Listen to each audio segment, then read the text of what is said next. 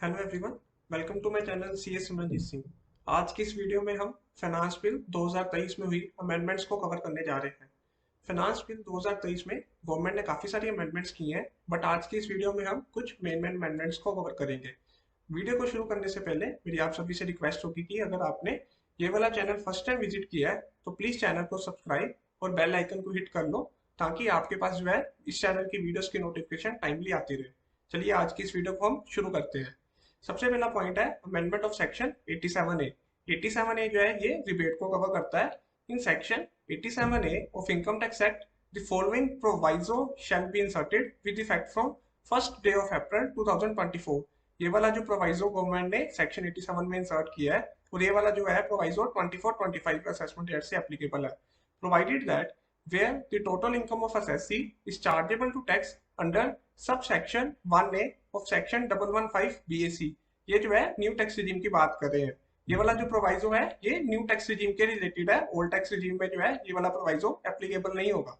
इस प्रोवाइजो को जो है हम डायरेक्ट नीचे समरी से ही कवर करते हैं, क्योंकि अगर हम इसको यहाँ से पढ़ेंगे तो आपको काफी कंफ्यूजन रह सकती है। समरी में ये वाले कंसेप्ट को समझने के बाद आप वीडियो को पॉज करके इस वाले जो है ऊपर वाले पार्ट को कवर कर सकते हैं। यहाँ पे भी हमें समरी पे है। In section 87A of income tax act the following proviso shall be inserted with effect from first day of April 24 in the case of new tax regime if the total income of the assessee does not exceed 7 lakh, then जो है हमें rebate कितनी मिलेगी 100% of income tax और ₹25,000 which ever is less. यहाँ तक तो जो है सभी को पता है कि जो है 25,000 रुपए तक जो है हमें रिबेट मिलेगी अगर हमारी इनकम 7 लाख रुपए से जो है कम है। यहाँ पे अभी जो नेक्स्ट पॉइंट है जो उसका क्लोज बी है, यहाँ पे गवर्नमेंट ने जो है मार्जिनल रिलीफ का कंसेप्ट लाया है, जो स्मॉल टैक्स पेयर्स को यहाँ पे गवर्नमेंट ने जो है रिलीफ प्रोवाइड की है। इसको पढ़ते हैं। अगर if the total income of the assessee exceeds ₹7 lakh, then हमें रिबेट कितनी मिलेगी income tax payable on such income minus the amount by which total income exceed ₹7 lakh. इसको दोबारा पढ़ते हैं। Income tax payable on such income, जितना भी हमारा जो है जो जितनी हमारी इनकम एक्सीड करेगी उस पर जो भी इनकम टैक्स होगा, minus the amount by which total income exceed 7 lakh. जितना भी आपका मान लो आपकी 7,10,000 है, जितना भी अमाउंट एक्सीड किया है उसको। इस कंसेप्ट को जो है हम नीचे एग्जांपल से कवर करते हैं। यहाँ पे अगर आप देखोगे एक पर्सन है, यहाँ पे मैंने 4-5 केसेस लिए हैं। सबसे वाला पहले वाला केस है 7 लाख है जिसमें पर्सन की इनकम, सेकंड वाला है 7,05,000, और उसके बाद ऐसे जो है 7,30,000 रुपए तक है। यहाँ पे जो है हम सबसे पहले उसका टैक्स कैलकुलेट करते हैं। यहाँ पे सबसे पहला केस है जो जैसे if the income does not exceed 7 lakh, यहाँ पे है 100% ऑफ इनकम टैक्स और ₹25,000 विच एवरेज लेस जो है आपको 87A में उसकी रिबेट मिलेगी। यहाँ पे अगर हम उसका टैक्स को कैलकुलेट करें तो हमारा जो टैक्स निकल के आ रहा है वो आ रहा है 25,000। 3 लाख रुपए तक तो उसको कोई टैक्स नहीं पड़ेगा। 3 लाख से 6 लाख पे जो है उसको 5% टैक्स पड़ेगा जो है 15,000, और उसकी जो है यहाँ पे 7 लाख है और 6 लाख से 9 लाख के बीच में उसको 1 लाख पे 10% है जो आ रहा है 10,000। यहाँ पे उसका टैक्स जो है वो है 25,000। जैसे हमने फर्स्ट पॉइंट में देखा कि उसका अगर वो है 100% of tax payable, 100% of income tax और 25,000 विच एवर इज लेस। हमारा जो है यहाँ पे टैक्स 25,000 है तो हमें 87A के अंदर पूरी की पूरी रिबेट मिल जाएगी, हमारा यहाँ पे कोई भी टैक्स नहीं आएगा। अभी हम जो है सेकंड वाले कंसेप्ट को देखते हैं कि अगर हमारी इनकम 7 लाख से एक्सीड करती है। यहाँ पे एक पर्सन है जिसकी इनकम जो है वो 500 रुपए से मान लो एक्सीड कर गई, तो यहाँ पे उसका जो है टैक्स जो है निकल के आ रहा है वो है 25050 ₹25,050। यहाँ पे उसका टैक्स जो है वो 25,050 है। यहाँ पे उसका जो है 25,000 से जो है वो एक्सीड कर गई तो उसको रिबेट कोई नहीं मिलेगी। और यहाँ पे बट उसकी अगर इनकम देखोगे 7 लाख से 500 रुपया इनकम इंक्रीज होने से उस पर्सन का जो है 25,000 रुपया यहाँ पे टैक्स निकल के आ रहा है। अभी यहाँ पे देखते हैं कि उसको मार्जिनल रिलीफ मिलेगी कि नहीं मिलेगी। Increase in tax is more than increase in income, यहाँ पे हमारा आंसर है yes. Marginal relief to be provided, yes. यहाँ पे हमने जैसे ऊपर देखा कि यहाँ पे उसको मार्जिनल रिलीफ मिलेगी जो अगर वो उस पर्सन की इनकम 7 लाख से ज्यादा है। Income tax payable on such income कितनी मिलेगी, income tax payable on such income minus the amount by which total income exceed 7 lakh. यहाँ पे हम देखते हैं फर्स्ट पॉइंट में उसका टैक्स कितना आ रहा है वो है 25050, और जो सेकंड पॉइंट में उसकी इनकम कितनी इंक्रीज हुई 500। अगर हम दोनों को लेस करें तो हमें मार्जिनल रिलीफ जो है वो कितनी मिलेगी वो है 24550। यहाँ पे उसका नेट जो है टैक्स कितना निकल के आएगा मार्जिनल रिलीफ के बाद हम दोनों को लेस कर दें तो यहाँ पे उसका 500 है। यहाँ पे अगर आप काफी सारे जो है आर्टिकल्स में भी देखोगे, वहां पे उन्होंने लिखा है कि उसको जो इनकम टैक्स देना पड़ेगा वो 500 है, बट इसके बाद जो है उसको यहाँ पे सेस भी देना पड़ेगा जो है 4%। तो नेट इनकम टैक्स उसका निकल के आ रहा है, वो आ रहा है 520। अभी हम जो है नेक्स्ट यहाँ पे देखते हैं कि अगर एक पर्सन है जिसकी इनकम 7,15,000 रुपया है, तो यहाँ पे अगर उसका हम टैक्स देखेंगे, यहाँ पे है उसका 26,500। उसमें जो है अगर हम जो है इंक्रीजिंग इनकम देखें कितनी है, 15,000 रुपये इनकम इंक्रीज होने से उसका 26,500 जो है टैक्स उसका पेबल निकल के आ रहा है। यहाँ पे हम जो है मार्जिनल रिलीफ देखें कितना है, वो है 11,500। और जो हमारा नेट टैक्स आ रहा है उसके बाद जो है जितना भी हमारी इनकम है उतना ही हमारा टैक्स निकल के आएगा। जैसे हमारे केस में 7,15,000 है, उतना ही हमारा टैक्स यहाँ पे आएगा, प्लस उस पे जो है आपको 4% सेस देना पड़ेगा। मतलब 15,000 की इनकम कमाने के लिए आपको 15,600 रुपया जो है यहाँ पे टैक्स देना पड़ेगा। और सेम एज इट इज जो है 7,27,000 रुपये तक जो है उसको 700 रुपया आएगा। अभी हम लास्ट केस है जिसमें एक पर्सन की 7,30,000 है, यहाँ पे अगर उसका देखोगे उसका जो टैक्स निकल के आ रहा है वो आ रहा है 28,000। और यहाँ पे अगर उसका देखोगे, यहाँ पे इंक्रीज इन इनकम जो है वो ज्यादा हो गई है, तो यहाँ पे उसको जो है मार्जिनल रिलीफ कोई नहीं मिलेगी। अभी हम जो है नेक्स्ट पार्ट में देखते हैं amendment of section 1010D related to LIC। यहाँ पे है proceed from life insurance premium other than ULIP our the annual premium of 5 lakh would be taxable from 1 April 2023। आपने ये वाला सबको पता है कि 5 लाख से ऊपर अगर हमारा एनुअल प्रीमियम है तो वो टैक्सेबल होगा। बट यहाँ पे जो है पॉइंट नोट करने वाला है, if the premium is payable by a person for more than one life insurance policy other than ULIP issued on or after first day of April, the provision of the clause shall apply only with respect to those life insurance policies other than ULIP where the aggregate amount of premium exceeds the above amount, that is 5 lakh, in any of the previous years during the term of any of those policies। यहाँ पे अगर देखोगे कि एक person है जिसने एक से ज्यादा लाइफ इंश्योरेंस पॉलिसीज है, अगर तो आपने एक ही पॉलिसी ली मान लो 6 लाख की, तब तो सारे की सारी पॉलिसीज टैक्सेबल है।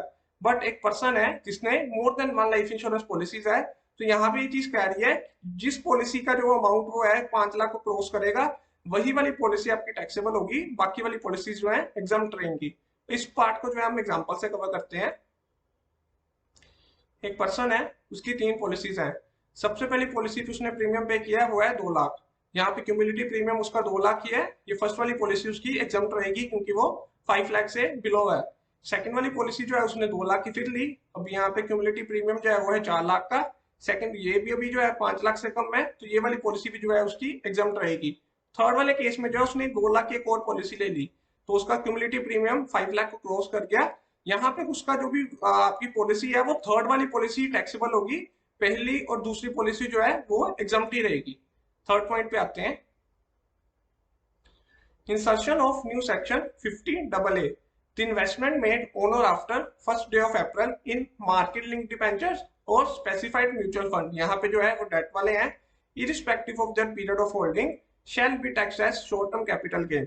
यहाँ पे जो भी डेट वाले हैं या फिर मार्केट लिंक डिबेंचर है वो भी उसका पीरियड ऑफ होल्डिंग का कोई लेना देना नहीं है, वो सारे शॉर्ट टर्म कैपिटल गेन ही माने जाएंगे।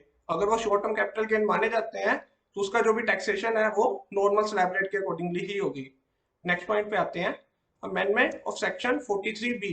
in section 43B of income tax act with effect from first day of April 2024, एक जो है क्लोज जी के बाद जो है गवर्नमेंट ने नया क्लोज एच इंसर्ट किया है, any sum payable by this SC to micro और small enterprises beyond the time limit specified in section 15 of micro small and medium enterprise development act 2006। मतलब 43B अगर जो है यहाँ पे जो है कुछ खर्चों की डिडक्शन अगर हम ड्यू डेट से पहले अगर खर्चों को पे करते हैं तभी मिलती है। यहाँ पे गवर्नमेंट ने जो है यहाँ पे जो आपकी माइक्रो स्मॉल एंटरप्राइजेस को अगर कोई अमाउंट पेबल है उसको यहाँ पे डाल दिया है। बट यहाँ पे जो है टाइमलाइन अगर आप देखोगे वो है beyond the time limit specified in section 15 of micro small and medium enterprises. यहाँ पे जो है ड्यू डेट का कोई लेना देना नहीं है। यहाँ पे MSME एक्ट में जो भी आपको ड्यू डेट उन्होंने प्रेस्क्राइब की है उसके ड्यू डेट से पहले ही आपको पे करना पड़ेगा। इसकी रेफरेंस के लिए हम एक बार सेक्शन 15 देख लेते हैं MSME एक्ट का कि इसमें जो है टाइम लिमिट क्या है। ये जो है मैंने यहाँ पे MSME एक्ट जो है यहाँ पे खोला हुआ है। सबसे पहले जो है हम यहाँ पे एक बार अपॉइंटेड डे को देख लेते हैं। Means the day immediately after the expiry of 15 days from the date of acceptance और the date of deemed acceptance of any goods और services by the buyer from a supplier. यहाँ पे आप appointed day और 15 days को जो है note कर लो, ये हमें आगे हेल्पफुल होगा।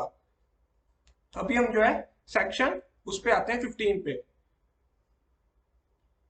यहाँ पे है section 15, where any supplier supplies any goods और render any services to any buyer, the buyer shall make payment there on or before the date agreed upon between him and the supplier in writing, or where there is no agreement in this behalf before the appointed date। अगर हम देखें कि अगर हमारा कोई भी agreement नहीं है तो बिफोर द अपॉइंटेड डेट हमने देखा वो है 15 डेज। अगर आपका कोई भी एग्रीमेंट नहीं है तो फिर आपको 15 दिन से पहले ही उसको पेमेंट करनी पड़ेगी, अगर वो माइक्रो एंड स्मॉल एंटरप्राइजेस है। और अगर आपका एग्रीमेंट है तो आपको एग्रीमेंट के डेट के अकॉर्डिंगली ही पे करनी पड़ेगी। नेक्स्ट प्रोवाइजो पढ़ते हैं। Provided that in case the period agreed upon between the supplier and buyer in writing shall not exceed 45 days from the date of acceptance or the day of deemed acceptance। अगर आपका चाहे agreement भी है but वो किसी भी case में 45 days से ज्यादा उसकी टाइम पीरियड नहीं हो सकता। यहाँ पे भी दो सिनेरियो निकल के आ रहे हैं। अगर तो जैसे एक पर्सन है, अगर तो आपका कोई एग्रीमेंट नहीं है, आपको 15 डेज के अंदर ही पेमेंट करनी पड़ेगी। अगर आपके बीच में एग्रीमेंट है आपके सप्लायर के साथ, वो भी मैक्सिमम आप 45 डेज के अंदर ही आपको उसको पेमेंट करनी पड़ेगी। अगर अदरवाइज आपको 43B में जो है वो वाला खर्चा अलाउड नहीं होगा। नेक्स्ट पॉइंट है amendment of section 44AD and ADA। ये वाली जो है यहाँ पे गवर्नमेंट ने जो है लिमिट को इंक्रीज कर दिया है to 3 crore from the existing limit of 2 crore. 44AD की जो 2 करोड़ की लिमिट है उसको 3 करोड़ कर दिया है, और 75 lakh from the existing limit of 50 lakh. जो प्रोफेशनल के लिए 44AD में जो लिमिट थी 50 लाख, उसको 75 लाख गवर्नमेंट ने कर दिया है। अभी हम नेक्स्ट अमेंडमेंट देखते हैं। Amendment of section 54, where the cost of new asset exceed 10 crore rupees, the amount exceeds 10 crore rupees shall not be taken into account for this section। यहाँ पे गवर्नमेंट ने, जैसे आपने बजट में देखा होगा कि गवर्नमेंट ने 10 करोड़ की जो है कैप लगा दिया है 54 में यहाँ पे। तो अगर आपने अभी तक ये वाला बजट रिलेटेड वीडियो नहीं देखी तो मैं आपको रिकमेंड करूंगा कि आप इस चैनल पे जो मैंने बजट रिलेटेड वीडियो है वो उसको आप प्लीज उसको एक बार जाके व्यू कर लो, ताकि उसके अलावा भी जो अदर अमेंडमेंट्स है वो आपकी कवर हो जाए। यहाँ पे नोट देखते हैं। In case of joint owner the deduction under section 54 is assessee wise. अगर यहाँ पे हम एग्जांपल लेते हैं कि एक पर्सन है, उसने एक घर है, वो उसका हस्बैंड और वाइफ के नाम पे है, तो यहाँ पे जो 10 करोड़ की लिमिट है वो दोनों में ही मिलेगी। यहाँ पे दोनों को ही 10-10 करोड़ रुपए की लिमिट मिल जाएगी। यहाँ पे असेसिव वाइज है, ना कि एसेट वाइज डिडक्शन आपको मिलेगी। नेक्स्ट पॉइंट पे आते हैं। Amendment of section 48। In section 48 of Income Tax Act, in clause 2, the following shall be inserted with effect from 1st day of April 2024। प्रोवाइजर को पढ़ते हैं। Provided that the cost of acquisition of the asset or cost of improvement thereto shall not include deductions claimed on the amount of interest under clause B of section 24। मतलब जो भी आपने house property में अगर कोई deduction है ली है तो आपकी कॉस्ट ऑफ एक्विजिशन या फिर कॉस्ट ऑफ इंप्रूवमेंट इंक्लूड नहीं होगी। और under the provision of chapter 6 से अगर आपने कोई स्टैंप ड्यूटी का खर्चा आपने क्लेम किया हुआ है तो आपको जब उसका होगा कॉस्ट ऑफ एक्विजिशन में जो है वो वाला खर्चा प्लस आपने अगर कोई इंटरेस्ट की डिडक्शन ली हुई है वो आपका कॉस्ट ऑफ एक्विजिशन और कॉस्ट ऑफ इंप्रूवमेंट में वो वाला पार्ट कवर नहीं होगा। मैं आशा करता हूँ कि आपको ये वाली आज का कंसेप्ट जो है वो अच्छे से समझ आया हो, ये वाली वीडियो आपके लिए हेल्पफुल रही हो। प्लीज अगर आपने चैनल को सब्सक्राइब नहीं किया है तो भी कर लो, और अगर ये वाली वीडियो आपको अच्छी लगी हो please like to this video. Thank you.